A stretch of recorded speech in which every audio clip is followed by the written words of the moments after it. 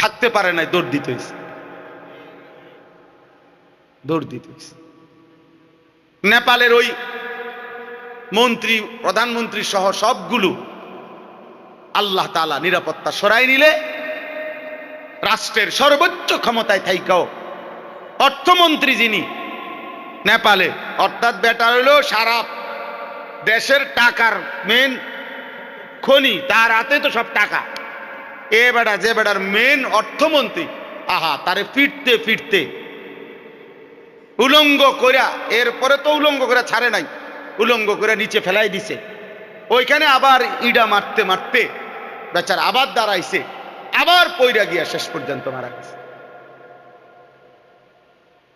অথচ সেই অর্থমন্ত্রী তো এই লোক তো টাকার অভাবেই মারা গেছে, ঠিক না?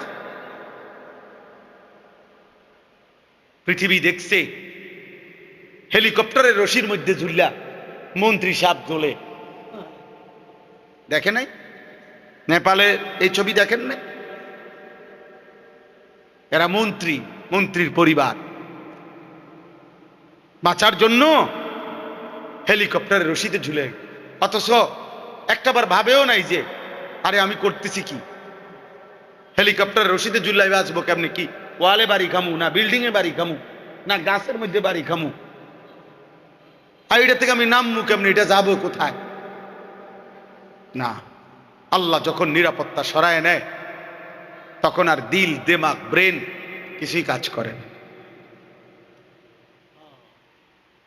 এজন্য প্রিয় নওজোয়ান, খুব তাফালিং করতে আসো।